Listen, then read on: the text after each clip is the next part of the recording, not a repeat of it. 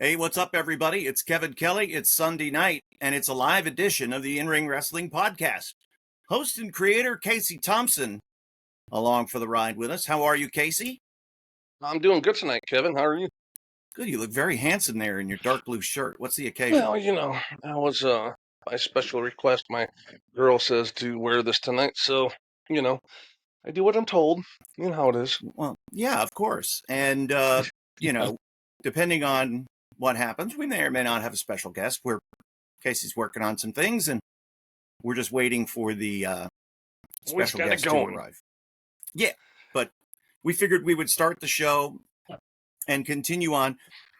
Casey, it seems like a lot of people had thought about our foreign excursion episode where we talked about all things WWE related to WrestleMania in Saudi Arabia. Nothing new has come out since then, but I've gotten the vibe that it's more negative publicity than positive publicity for them in relation to this. Would you agree with that? I would totally would agree with that.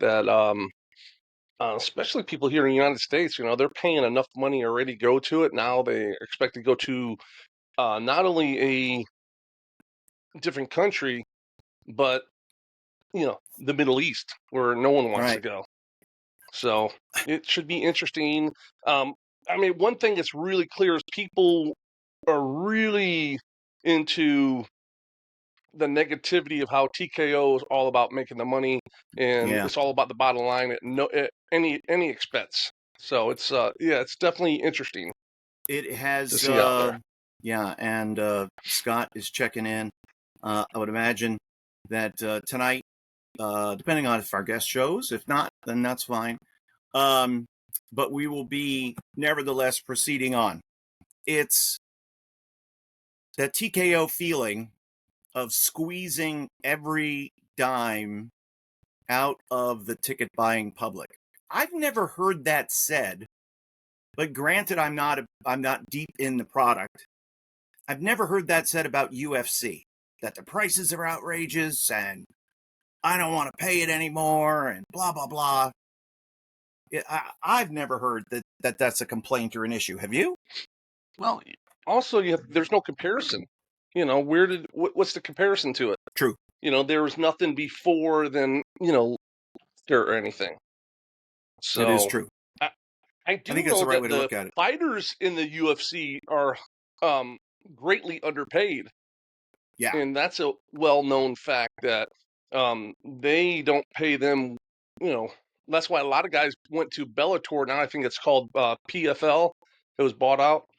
But Bellator paid more than UFC. That's why a lot of guys were over there. We have a friend of ours that was one of my son's wrestling coaches, who was I think light heavyweight champion, Johnny Eblin. And so he stayed over there because they were paying more. So I see it. And as we talked about here on the show, the guaranteed money that the main wrestling companies get from their television deals equals about 4% of what they pay in guaranteed money. 4%, ladies and gentlemen. Now, 3 minutes we'll have our special guest, by the way. 3 minutes. 3 minutes? Okay. Yeah, I just got collective bargaining. Yeah. 3 minutes. Collective bargaining has given baseball players, basketball, hockey, football, has given them a share of the pie, an equity piece. Yeah. Still not a lot of guaranteed money's gone way up in football. Everything's guaranteed in baseball, basketball, but they get much closer to 50% of television revenues, and wrestlers get 4%. Wow. And the WNBA is complaining because they get 36% and not the 50% that the men get. Well, one real quick question. Did you happen to see any of the Undertaker stuff? How he's kind of healing on people now? Because there's a lot of backlash on him kicking Matt off the podcast and bringing his wife in. and he pretty much said, "Tough shit. If you don't like it, don't watch." Yeah, I know. And the backstory is, from anything I ever heard, is she's the boss in the family. What she says, I'm wearing this blue shirt. If he was told to wear a blue shirt by Michelle McCool, he'd be wearing the blue shirt too. Yeah. But so it's very interesting, and I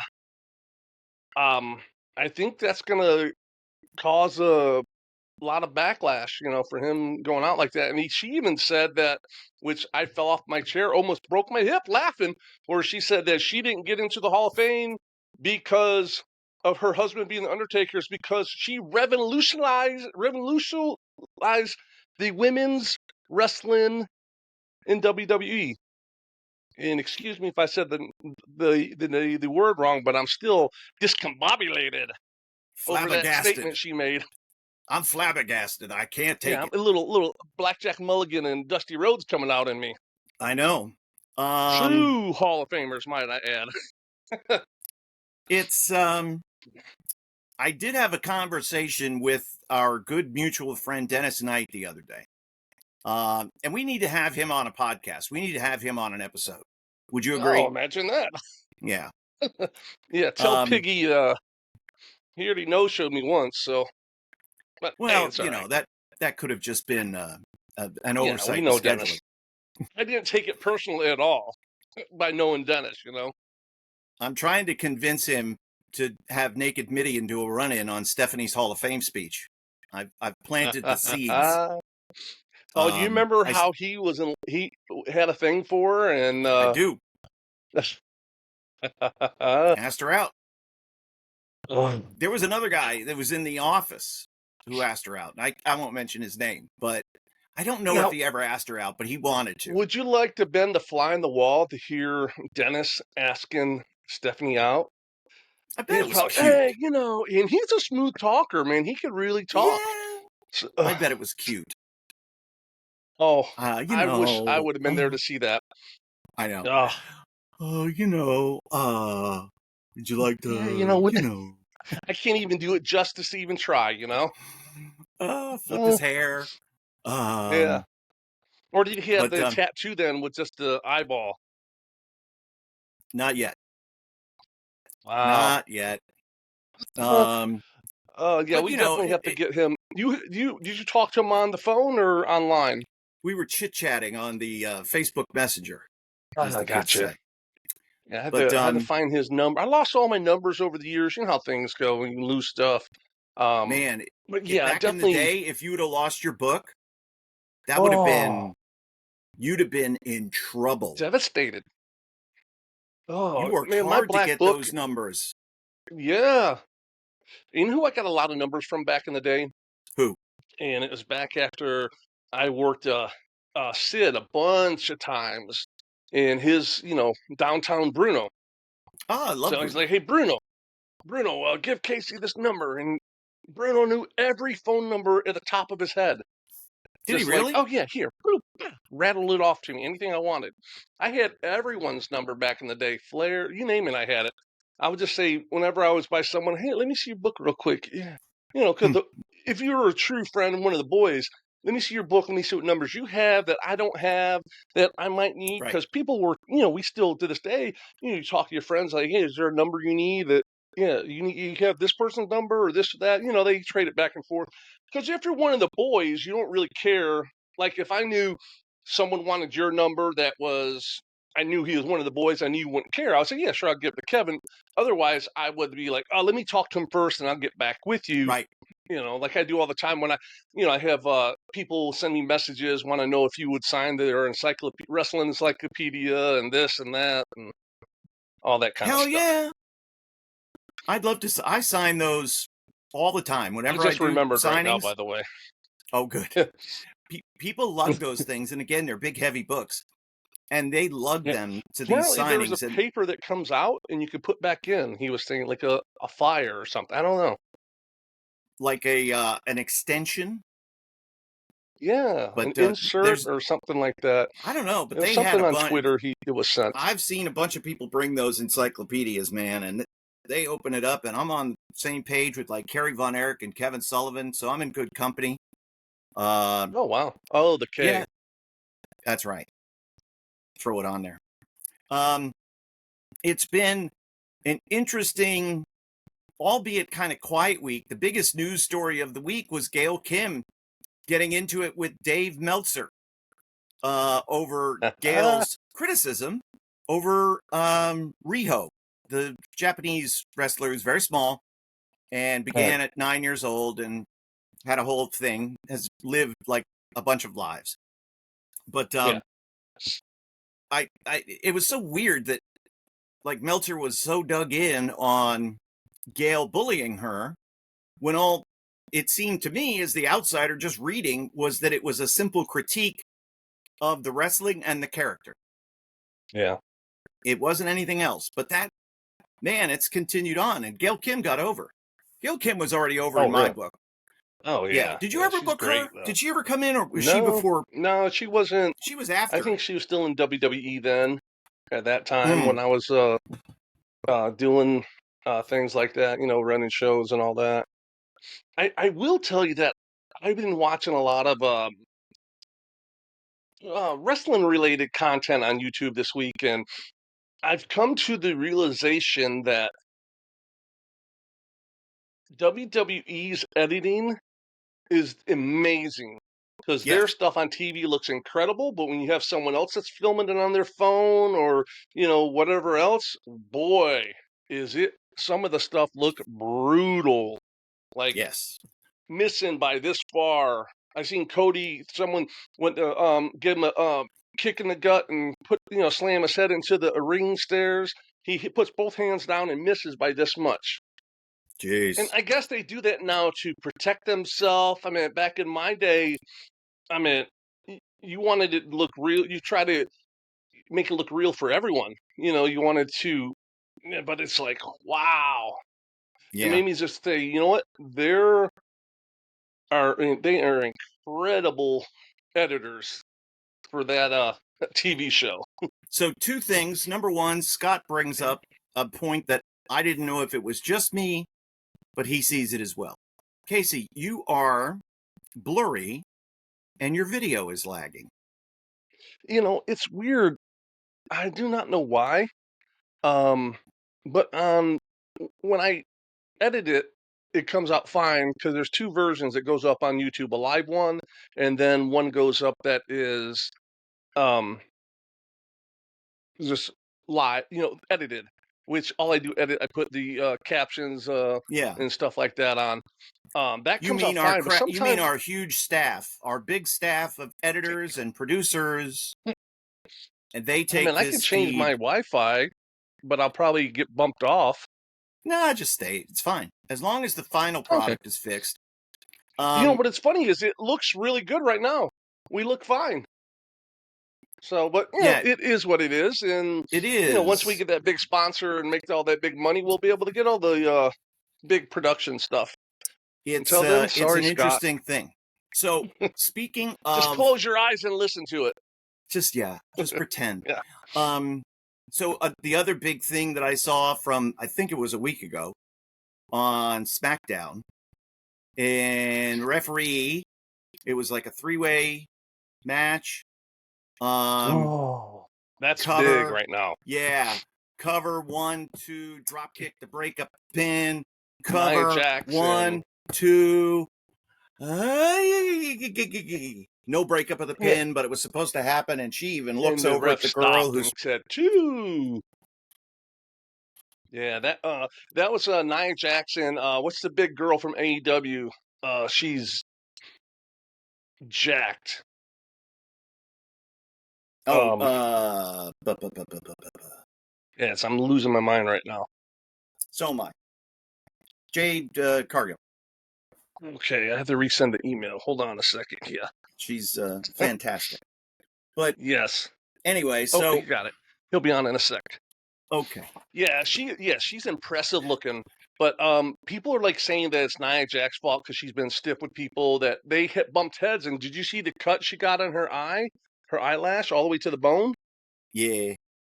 Yeah, they're saying it's her. But people hit heads when they do moves. It happens. And then But I guess that messed up. how did the There was a referee? couple things. I didn't. Tiffany Stratton was the other woman. Thank you, Darren. Yes. In the end, the referee is supposed to count the 3 if you don't get your shoulders up. It's the wrestler's responsibility always. Yes. And that's if you don't kick out. Right. If I'm the referee and if you are the wrestler, Casey, and you don't kick out, that's not my problem. That's your problem. Absolutely correct. Everybody knows that wrestling is a show. Everybody knows that wrestling is pretend. But anyway, it's time for our special guest. And Casey, it's wonderful to have our good friend Rob Van Dam join us here live Sunday night on the In Ring Wrestling Podcast. Hello, Rob. How are you? Very good. I was wondering if it was going to be a live show or not. It seems like it is. Good thing you guys are pros, because I left you hanging for a couple minutes. Live. Oh, that's all good, Rob. We're like I told you, we are what you see is what you get. We don't edit nothing. We consummate professionals. Yeah, we just put it out how it is. So if we fuck up, we fuck up. If we don't, we don't. Yep. Yeah. Well, sorry I lost track of time, but stoked to be here. Feeling great, looking great. You look amazing as always. So, all right. So the what the In Ring Wrestling Podcast is all about was Casey's idea. Get the point of view from somebody who was already in the ring, and highlighting the great work of the enhancement guys over the years. And we've had Bob Cook on, and we've told a lot of stories from the enhancement guy point of view. And out of all the things that are ever talked about with you, your great success, WWE, ECW, all the things that you've done in your career, we don't see a whole lot about your early days and how you started. And that was how you got to meet Casey way, way back when. As well as yeah, and we all started in Florida.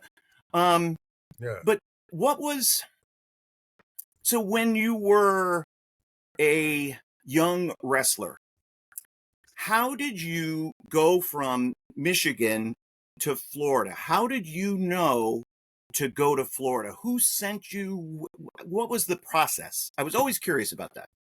Yeah, so the way the path went was I was in USWA. The Sheik had booked us there. And while we were there for a few weeks, one of the other wrestlers, Dennis Knight, Tex Schlesinger. We were just talking about him. We were just talking about him. So he was there during the time that I was as well, way back then in 91. And his stepdad came to Nashville and then maybe hung out a couple of days, but he was at the show. He worked a match with Bill Ron Slinker. Ron Slinker was the stepdad, and anyway, Bill Dundee. He worked a match with Bill Dundee. Oh. He saw my match and he kind of like fell in love with me, and he was telling me I'm going to be a world champion. He was the first person to tell me that. And he was saying, kid, there's, I'm going to be running Florida. I got the Sportatorium, we're looking to open real soon. And so I left USWA when my time was up. We ran its course. And then I was itching to get back on the road.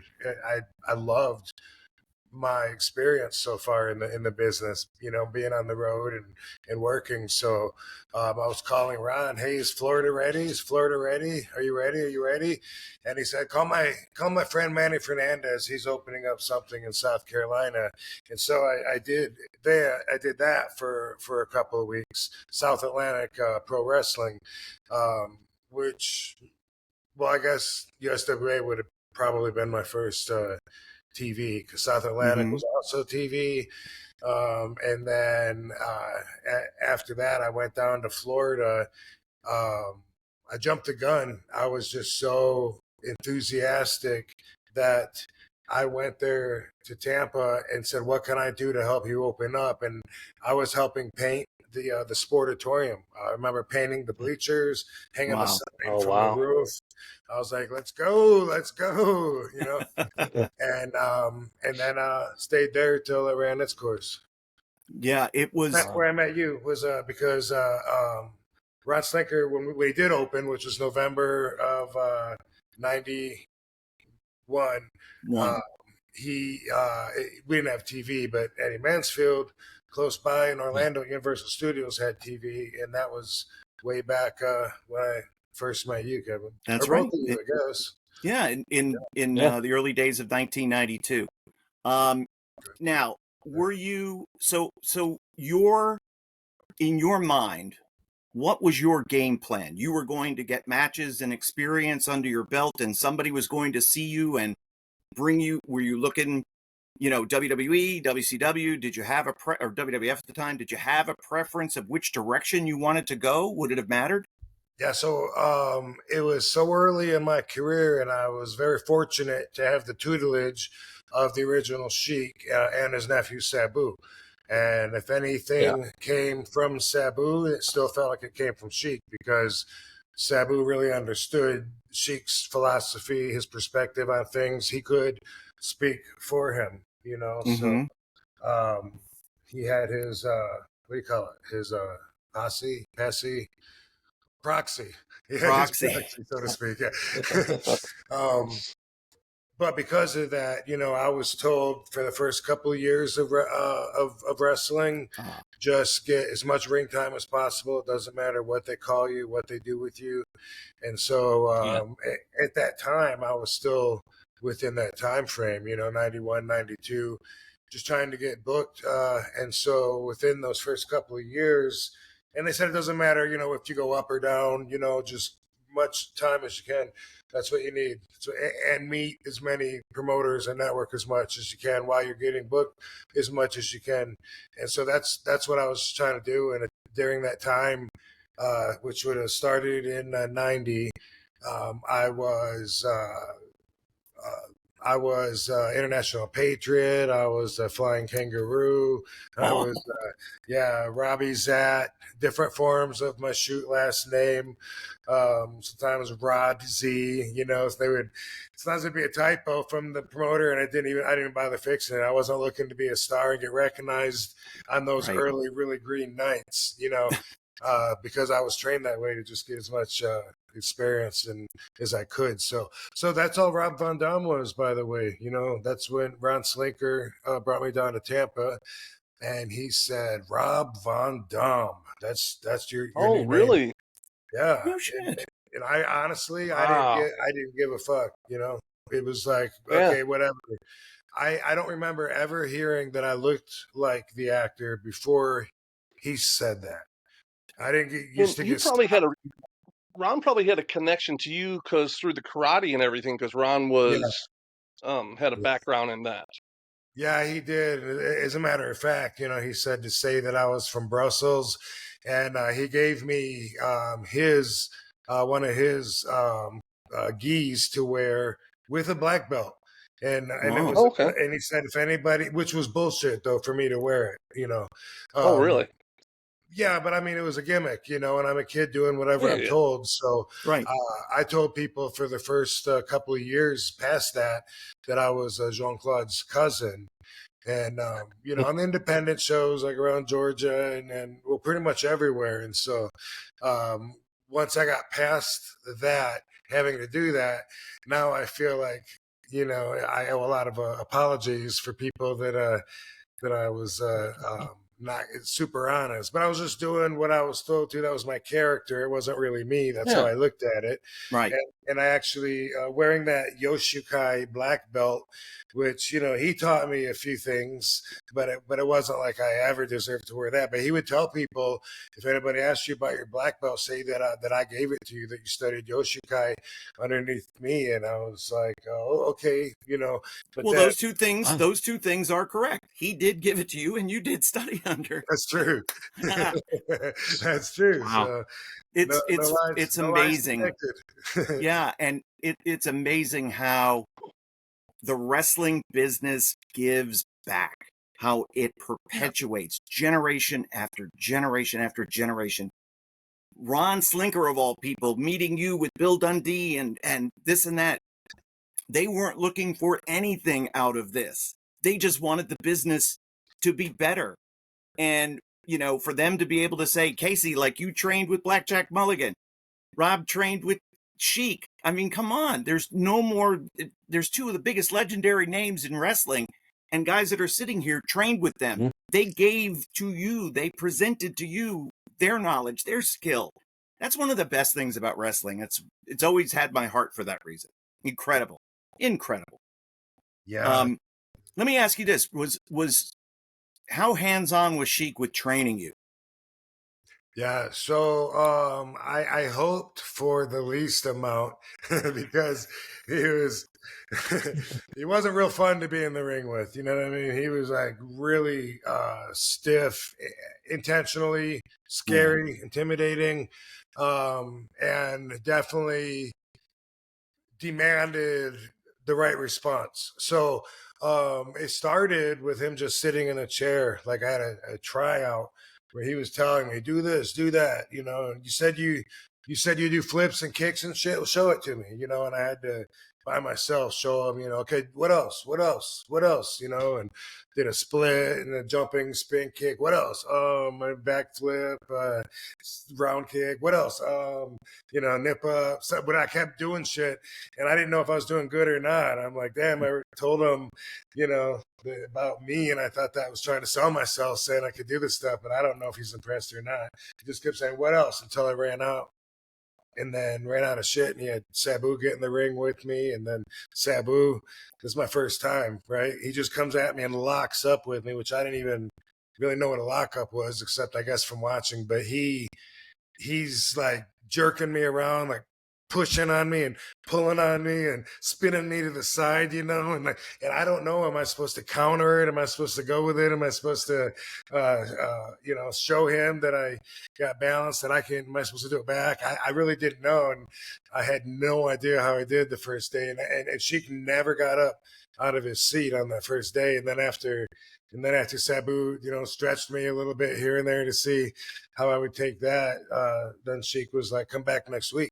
And then after that, it was mostly Sabu in the ring, but Sheik sometimes would just be inspired and want to get in, or he needed to drive the point home. You know, like if we were doing something and it wasn't passing, you know, it wasn't passable, he wasn't believing what we were doing, he'd roll his eyes and say, come here. And then, you know, we'd kind of have a little pee trickle down our leg, and we'd say, all right, let's do what we're going to learn here. And it wasn't and fun.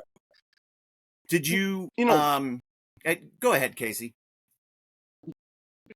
How much did you learn from just sitting there talking to him? Because I think that's lost these days. That, like, I was really close with Kevin Sullivan. I used to go down to the Keys and stay with him. People are like, why are you going down there? And I said, because you got someone that's been one of the best minds in the business that knows heat. You're learning just by talking to him. And people nowadays don't realize how important, how precious that is. Did you find that with the Sheik also?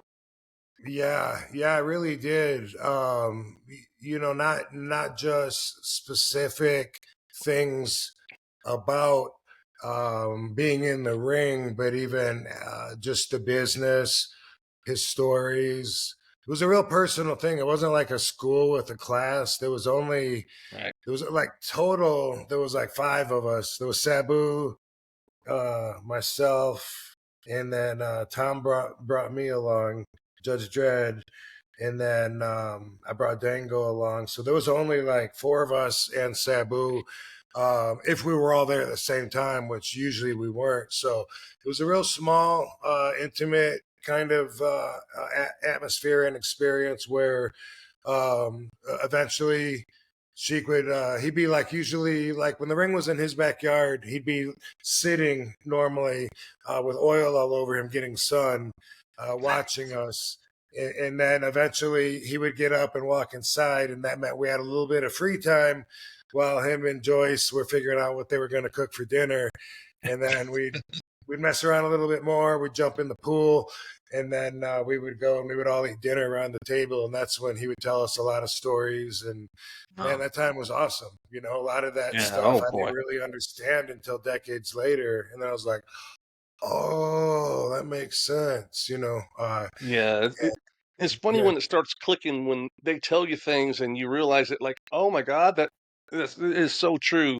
I'm still yeah, good friends with Bugsy McGraw. He's 80 years old. He worked a wow, lot in the Sheik's territory, and I wow, still talk to him all the time, just because there's not many guys in the business anymore that's 80 years old that's been there all those years. And yeah, man, he's been through all and I really like the territories, like the learning the history of all of it, and not the stuff that you can hear and see, but the stuff, something that someone's been there, been through it, and they can tell you like, oh yeah, that guy was bullshit, this guy was good, stuff like that. So I spend a lot of time just calling Bugsy, and I know when I call him, it's going to be 2.5 hours on the phone with him. But yeah. am I That's going to tell awesome. him no? I'm not going to. Hey, Bugsy, I got to Yeah. go. You've been talking to you too long. You don't. It's respect, and I think Right. that's lost And in you would have today's. stayed.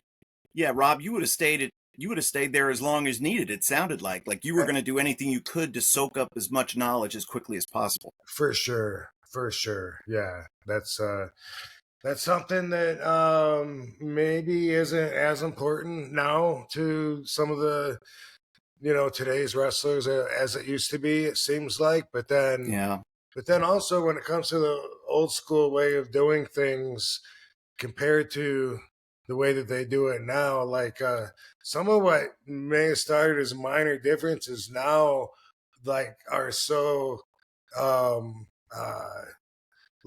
agenda targeted differences of what you're doing when you're out there and how you handle and react. And it's just it's becoming so much less of what we got into, which was like a closed door society, good old Mm-hmm. boys sport. Right. Now it's becoming so much more of a work friendly environment, for Yeah. a nerf world where it's safe office space for everybody. And it's just I'm not, I don't know if it's for better or worse, but it's just definitely our roots are still like planted in that old school world. Yeah, both Do of you you prefer it guys. that way? Yeah, I was going to say that's. I don't want to Paying your change dues personally. We got too or much being on a investment. TV show and getting in the business? I don't even like want to get in the ring now and have the crowd look at me the way that they're training you to look at them. You know what I mean?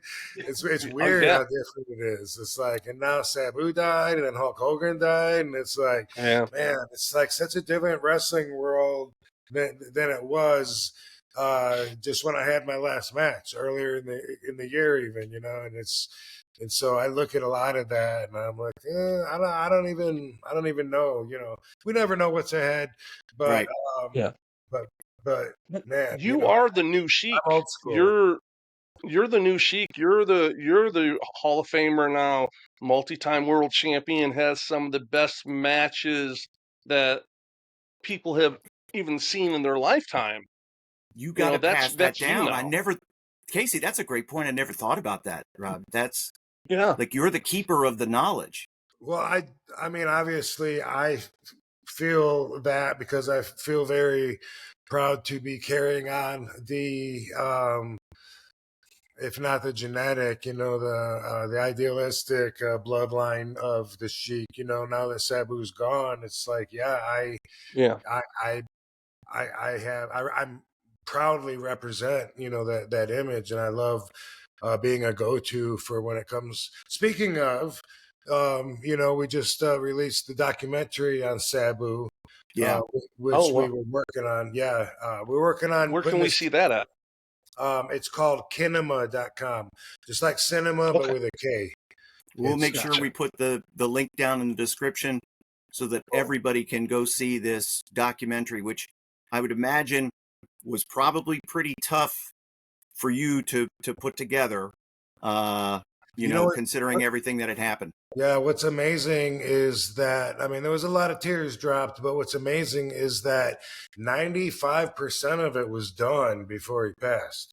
Right. He'd been working on it hard for a year and a half. He wanted to have his last Wow. match, and put everything into it. And there was so much foreshadowing that we caught on film of him talking about, hypothetically, if he does die afterwards, he was like ready to go, and it actually is healing in some ways to hear him in his own words, express that some of the things that he did, as far as that goes, as far as like him not wanting to stop it if it was his time, and trying. And also, you see him though in the movie trying to make the most of today's world, where he's at right now with this other crazy girl, that definitely doesn't add a whole lot of balance to his life. But it's really honest. It's raw, uncensored. It's so authentic. A lot of what's in there, people are like, man, I'm surprised you put that in there.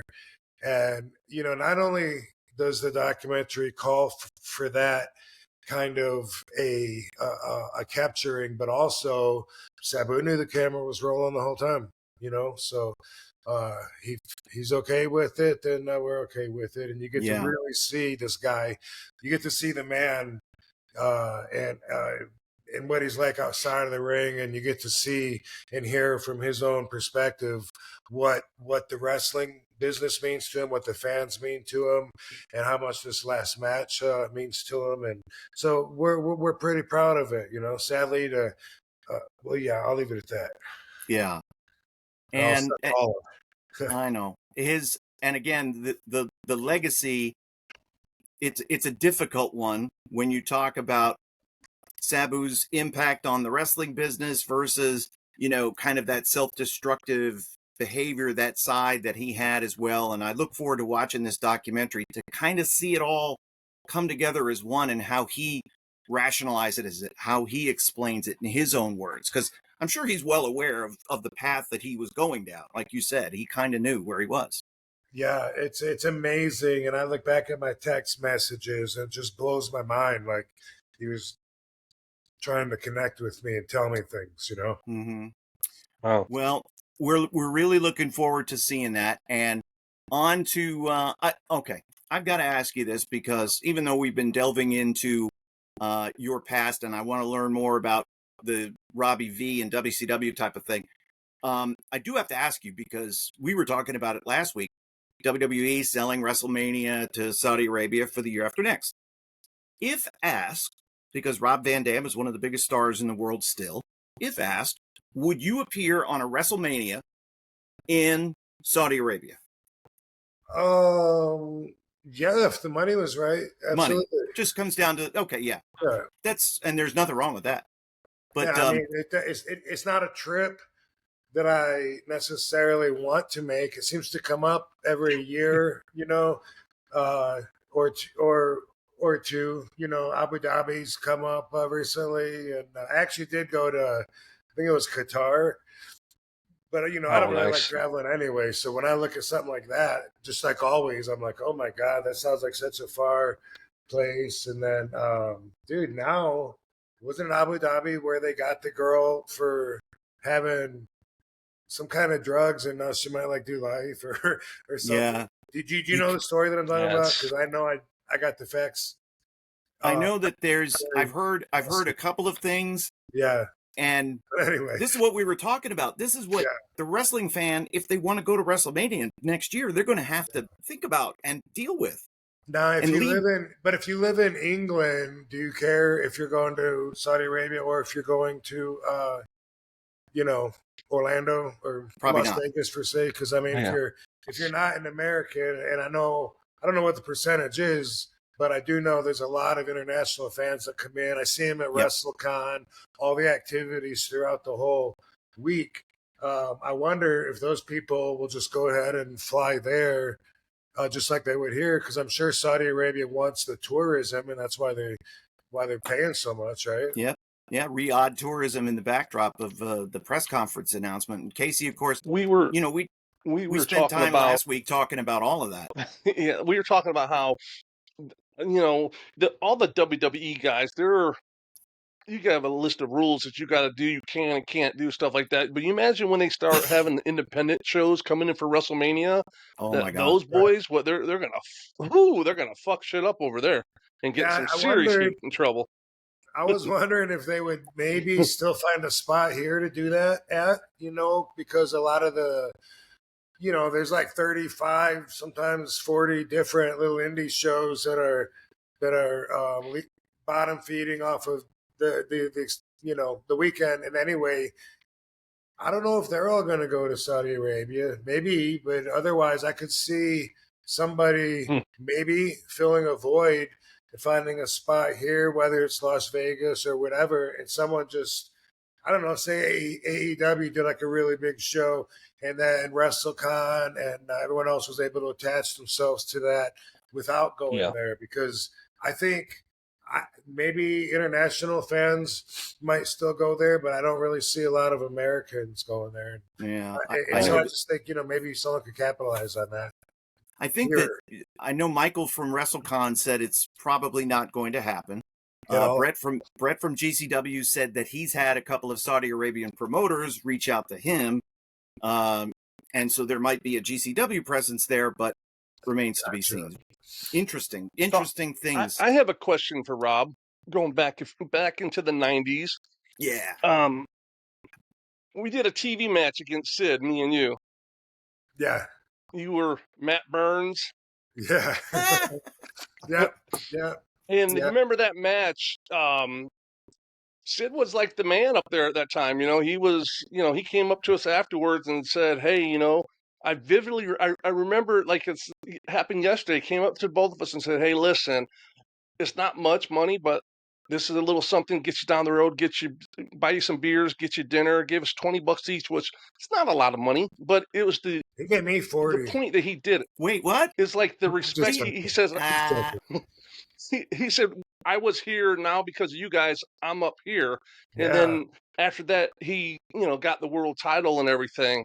Do you ever think about that stuff, from where you started to where you ended up to winning all the titles, the Hall of Fame, being one of the top workers ever in the business? Hell of a ride. Well, I mean, I don't know about all that. It's all subjective. I mean, I don't know. I mean, I lived it. I don't tend to look at it from an outside perspective like that. So it's cool to be reminded of it. But that was such a cool story to have of Sid. He said, "You guys, I want to work with Hulk Hogan, and you guys are helping build me up the card and bringing me up." And that was awesome to always have that our whole career to be able to talk about. And I didn't want to wrestle in a handicap match because I was already trying to build a name as Rob Van Dam, and I'd been in like a magazine or something. So I was like, no, I can't, But the $150 payday for being the enhancement guy, that was a lot of money back then. I was getting $35 from the Sportatorium. Yeah. Mm-hmm. Eddie Mansfield was giving me $50, but you'd have to do like 5 matches, 5 shows a day. Right. It was a check at that. Yeah. So Pat Tanaka, I think, hooked us up with. I don't know if he hooked you up. Oh, wow. Because you came from, you were in Fort Pierce, right? So wherever. But anyway, I mean, it's cool. It wasn't the same world the whole time, so it's not as easy to. Yeah. It's not like a game board, where you have it in front of you and you go through the whole thing, but the game board doesn't change. Like, I feel like if I hadn't changed the entire playing field by helping bring in ECW back, where I was arguably the best foot to put forward during that time, if all of that hadn't happened and we were bringing it back as a third brand and stuff, then maybe, some of those accomplishments, I'm thankful they fell into place when they did, and I really enjoyed it. And the thing about winning at the ECW is because that was my style, and so like the build up for that match was kind of my whole career the way I see it. From that handicap match with Sid Justice, forward, and Everyone telling me to change, and I'm gonna get hurt if I don't slow my style down, and me sticking to my guns. And then eventually it led to that point of us actually bringing ECW back from the grave. So it was really, really rewarding, as far as not just because I was the WWE champion beating John Cena, but that crowd and me being able to really know, I don't want to say master, but really get to know that crowd and know how much they had my back, and preferring it. Most of us guys that were ECW had the most fun of our career with ECW. So Sure. So that's always going to be there. So yeah, without that, I probably never would have made it to the top, to the very top rung of that ladder. I don't know. Well, I love the journey and the leap, because it seemed like it was the flick of a switch. You were doing TV with us in Orlando, and the next thing I knew, there's Rob on ECW TV as, Mr. Monday Night, and the anti-ECW feel and all of these things. He was bigger than ECW. He was better than everybody else, braggadocious, and man, oh man, what a set of balls you had. That just had to be, there was this confidence about you. How much of that was you? How much of that was Paul? How did that all come together? Well, I had a lot of fun with it. So, the best stuff is always organic. It's always stuff you can tap into that is real, to some extent at least. You ever noticed like how much ego is involved in not just wrestling? I mean, it's MMA too, but out of the promos you watch, how many of them the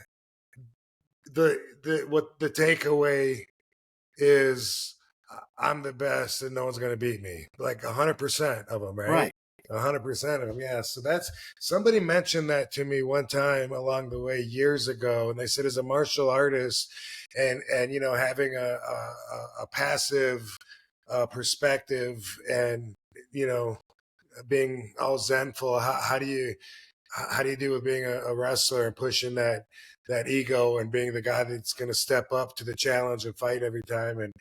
And I was like, at that time, I remember like, wow, like I never really thought about it that way, because it's more like I'm playing a part, even though I'm believing some of the hype myself and producing some of the reality by myself, at the same time. But the more I thought about that, and the more it stuck out to where now it's like it's hard for me to like to see why fans don't get tired of everybody saying, let me tell you something, ain't nobody gonna knock me off my pedestal.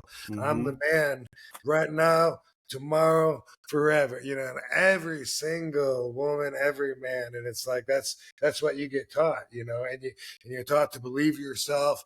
Then you got to pull it back behind the door, or else you break locker room etiquette if you and that stuff isn't even taught. You got to learn all that stuff. But you know what? I call myself the whole effing show, so that's pretty braggadocious, Yeah. But when I got to ECW, Sabu right away told me, and always told me, that he and I were better than everybody else there. And I was at a point in my career where whatever he said, boom, word is bond, bro. So anything he said, I was like his soldier. And so we had our first match that we had together at the ECW arena. After our match, I came through the gorilla first back to the dressing room, and all the boys were standing clapping. and it was really weird to me. I'd never seen that before. Had no idea what it was about. Like I didn't connect to it at all. I like walked through everybody awkwardly, and I waited in the back for Sabu to come, and then I told him what happened. I said, I don't know what they were doing. Everyone was clapping, and he goes, "Oh yeah." He goes, "That's because they thought our match was incredible." He goes, "To me and you," he goes, "we have that we work like that all the time, but they've never seen it, so they're." And I go, "Are you serious?" And because Sabu was very anti being a fan and a wrestler at the same time. You know what I mean? Mm-hmm.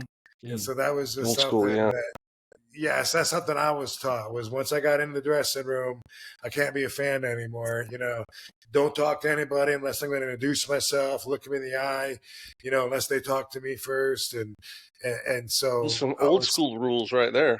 Hey, yeah, that's how. Casey, did anybody ever say anything to you about Rob? Like, oh, this guy thinks he's so good. Like, I could imagine that there was a little bit of maybe some petty jealousy amongst some of the other enhancement guys. You had a pretty good finger on the pulse. Did you ever read No, I any of mean, that? no, I mean, everyone is no, it was no one. I mean, at our level, nothing was like that. It was, I mean, he's out there and he's, he's doing it.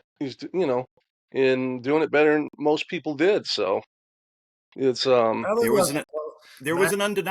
an undeniable factor of you in those early days. You know, it was like it stood out. There was star power there. It was a little raw and unrefined, but it was going to get refined over time. But everybody could see like you were I going to could be have a a little big star. jealousy with Powerhouse Tim Parker because Eddie Mansfield said, "You're going to be oh, my television champion. Oh, I'll put that belt on you." And then Tim Parker told me that he told him the same thing. I was like, "What?" And then, Eddie, yeah, I remember feeling double crossed then and going to Eddie and saying, "Dude, Powerhouse Parker says you're going to put the belt on him. Well, where's he at? He's not here talking to Continental Lover Eddie Mansfield now, is he?" You know, oh, jeez, that's Eddie down is the Mansfield. road. Don't you worry about that. You know, we'll put it there on was no there was no awkward situation that Eddie couldn't uh, you. talk his way out of, at least attempt to. Was there any pushback from Sheik or Sabu about working for Eddie?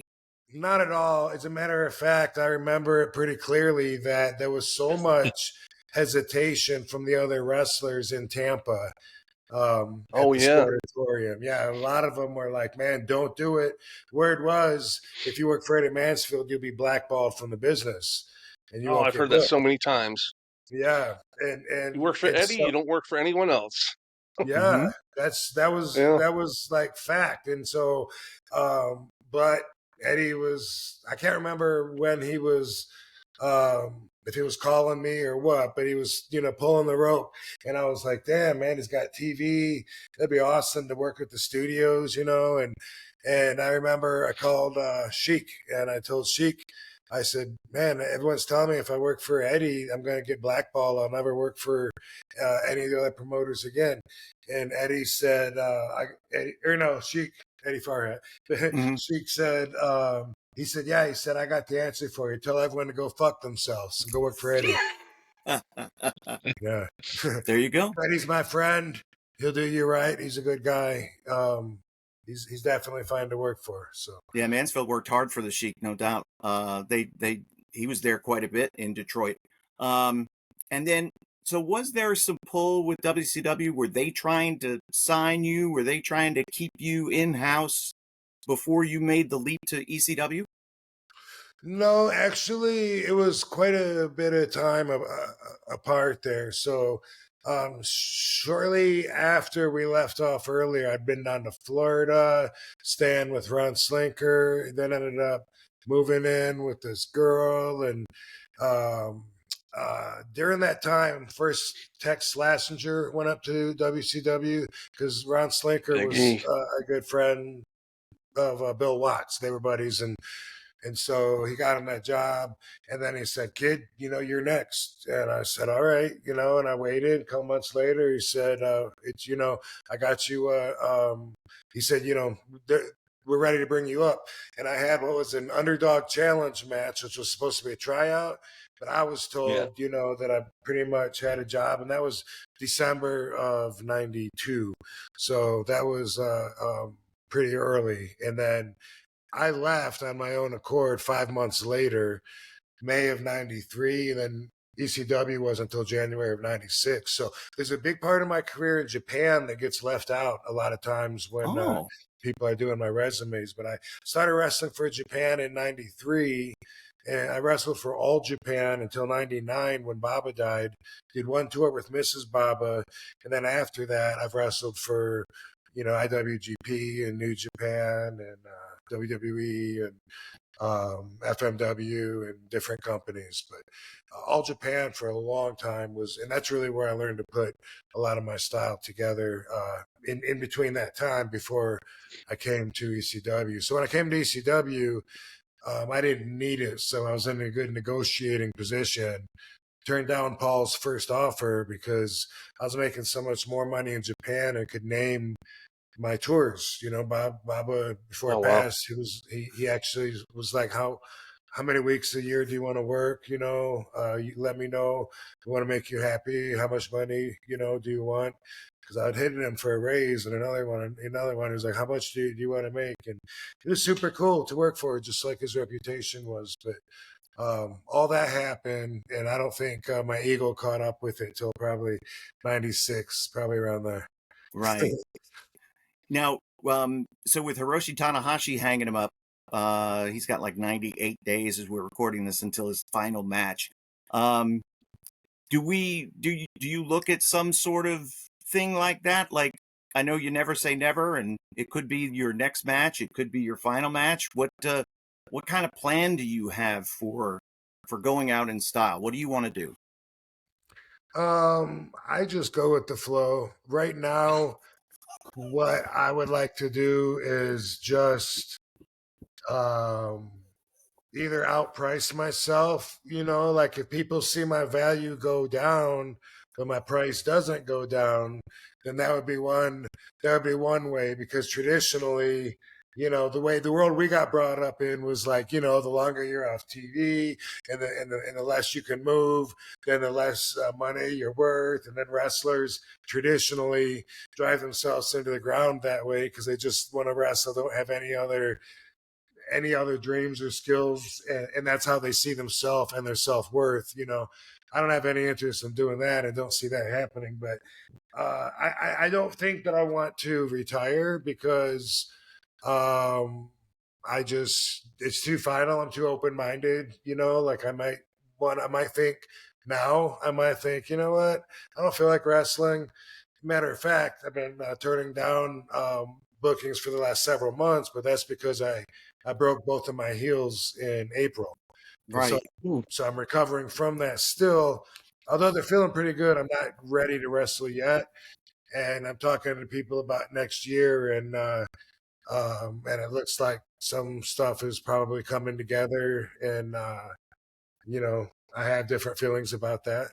But I don't have much of a plan other than let's heal up and then take it from there. There you go. Casey? I know Rob will definitely turn stuff down, because I approached him once when I was doing MXPW, doing TV, and Rob was he stepped away from wrestling, didn't want to wrestle no more. And so I called him. I'm like, hey, listen, because he was you remember, he was trying to get into TV and Hollywood and everything. And my partner at the time, he owned National Lampoon. I said, okay, Rob, I can get you in 2 or 3 movies, and to come down and do some TV and stuff like that. We can work everything out. It's like, nah, man, I don't want to do it. He's like, nope, don't want to do it. I said, okay. Sometimes you just don't want to leave the house. I understand. Yeah. Sometimes you got to just go with your heart. That's right. Yeah. Follow your intuition. There you go. Well, listen, I want to thank you, Rob, for spending some time with us here on the podcast tonight. We're growing. You're our, again, we like to have the celebrities on, and we certainly couldn't do much better than you. It's really great to hear from you. We enjoy working with you. We look forward to seeing you again soon in person and catching up. But man, thanks for everything that you did for the wrestling industry. We just, again, can't thank you enough. Absolutely. For everything. Yeah. Right on, man. I appreciate both of you guys. I'm glad to see we're all still alive and kicking. Doing it. Yeah. And there you Kinema, go. Kinema.com, Kinema, Yeah. for the Sabu documentary, Kinema.com. Yep. Happens to be the same platform that Raven put his documentary on, so it might be something to keep an eye on. There you go. You can watch that one as well. But Rob, thank you so much. Cool. Thanks. Great hearing from you, and we'll talk to you again soon. All right. Thanks, Kevin. Thanks, Casey. Peace out. Thank you, Rob. Take care. Really appreciate it. And let's see. So how do we take? Well, we're not that Rob? technical. How do we take Rob out? I think he would have to leave. Let me just hit my X. Unless he wants to stay, you can stay. I'll leave. See you. All right. Thank you. All right, Rob. Thanks, thank Rob. you. Oh, good job, Casey. Good job. You know, one thing I did want to tell him, I wanted to thank him. He was the first person who turned me on to black market stuff, like because I remember back he sold me a copy of a bootleg copy of Titanic on VHS for $5. What? And I remember it was before it came out in the theater even. So I had it first, and I must have, woo, that was a great video to have. Yeah, hey, want to come over and watch a video? I have Titanic. It's not even out yet, you know? And he's like, yeah, man, anytime, you know, because he was living in Orlando at the time. I saw him all the time and things like that over at one of our friends' house. And he's like, yeah, just tell me what movie you want. I'll get it when I'm up there in New York or Philly. I'm like, all right, no problem. Hell yeah. So.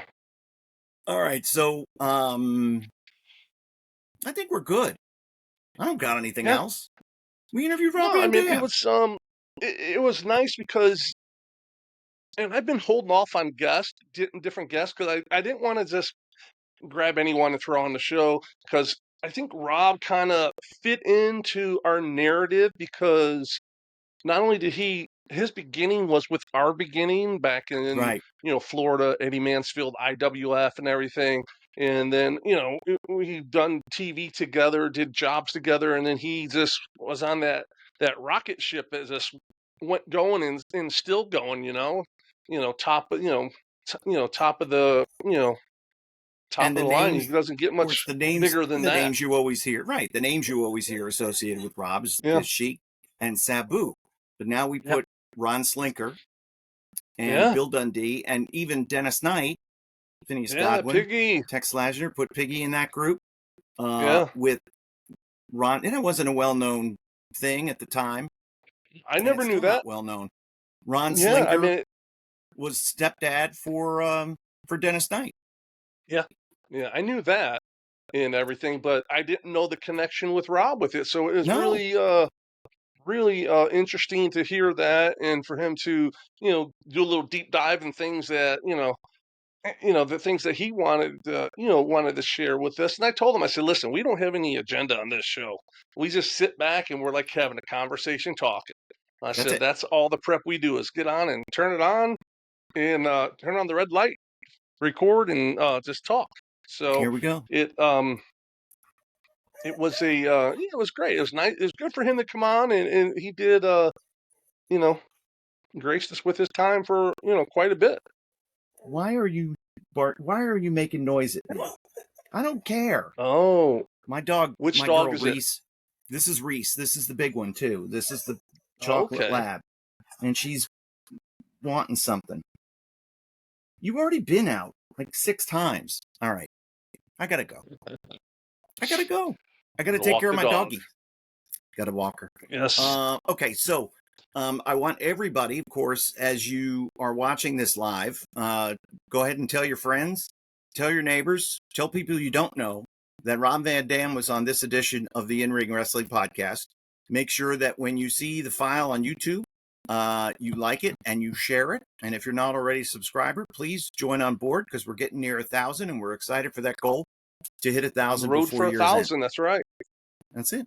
And we're going to continue to rock out these shorts and making sure that everyone that you like, that's good. And I have a feeling that these shorts with Rob Van Dam is going to get a lot of traction and a lot of attention for our little podcast here. So I'm very excited And you know to what? see where When this you're out goes. there, I see that Scott already said something. Hey, it'd be cool if we could get Barry Horowitz, which is great. Barry, Yeah, he's a very opinionated guy, so that will be something. But yeah, if you're someone that you would like for us to see if we can get on the show, um, put it in there. We'll do our best to, if he fits in our narrative, what we want, which could be anybody. could Just be anybody. We could yeah, probably should. What if we tried to get Eddie? What do you think about that? Is that where we want to go, Guerrero, or no? Eddie No, Guerrero, no. Eddie Mansfield. Mansfield. Ooh, boy. Now I'm gonna be clairvoyant here, okay? Okay. Now, did you notice Rob was very humble? Yes. Yeah. So, that What are you trying to how say? do you think Eddie's gonna be? Equally as humble? I Maybe started not. Billy Gunn. I I started started. Big Dan I Dan. discovered every. Yeah, well, Kevin Kelly. it's all. I have a driver that I work with who looks like Don King. You know what I mean? And it's like, I'm like, Oh no, wow. man, you got to be more of a promoter. And he's like, I only Yeah. look like Don King. I said, no, you just got to have some of that swag in your talk, and you got to talk people into the building. When you want this or that, you got to tell people, and you got to make it seem like it's their idea. You got to convince them. So Eddie's very good at convincing people that his ideas are good. And hey, listen, pioneer. Hey, but you know what? Vince McMahon was too. How many times have you heard people say they're going in the office of Vince and going to change his mind and tell him all this, and they come out and totally believe what Vince's opinion was. Put the whammy on him. John Moxley said it was like hypnosis. He could do it. So yeah, thank you, Southern Joe. And Joe, I will get back to you on doing your podcast. Don't think I forgot about you. It's my schedule, and my time that I'm available doesn't work with your time, and I might be changing work schedules. And if I do, then it would be more friendly. So we're taking it step by step here. We got to get the times right. But no doubt about that.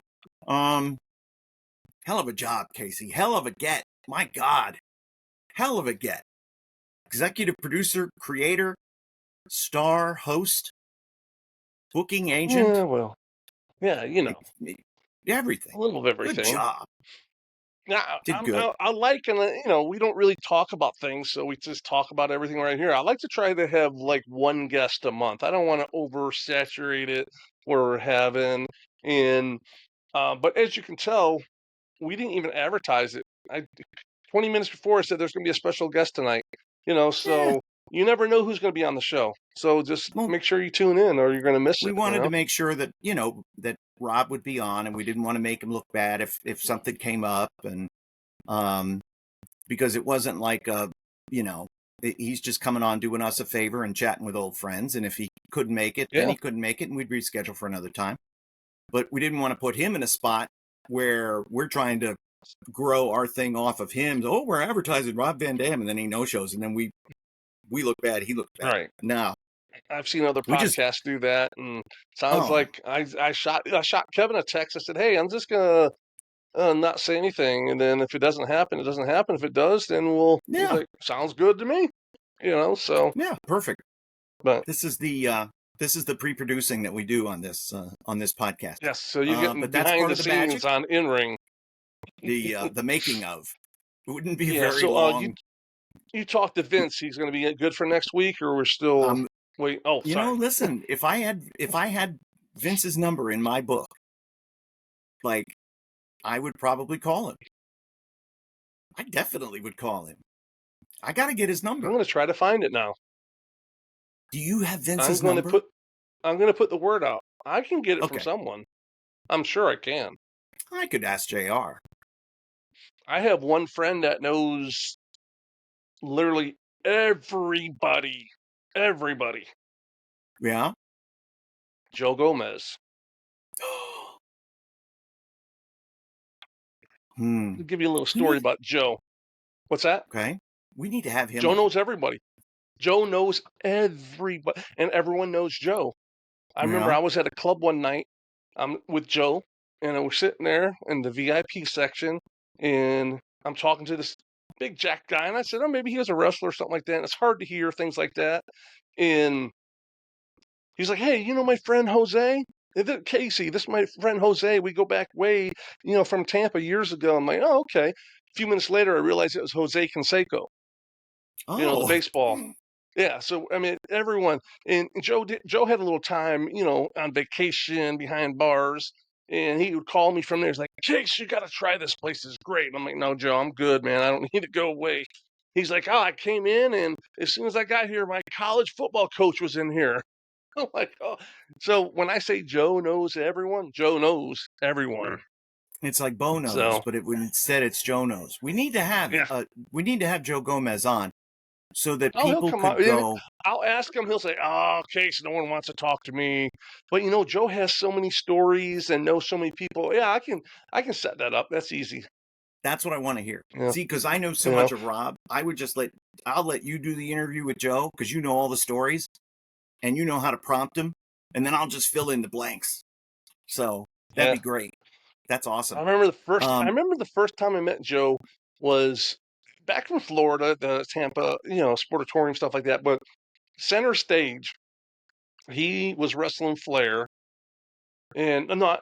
You know what? No, he used maybe he wasn't wrestling Flair, but he came back and the uh the the mats outside the ring was dirty, and Joe's white trunks got dirt on him, and Flair like threw a fit because it was so dirty, and they stopped the show, and they mopped the mats and everything because he used to be the driver, with Flair, Arn, and all those guys in the Cadillac. He's like, yeah, they like to say, hey kid, go gas up the car and get the beer on, put it on ice and everything.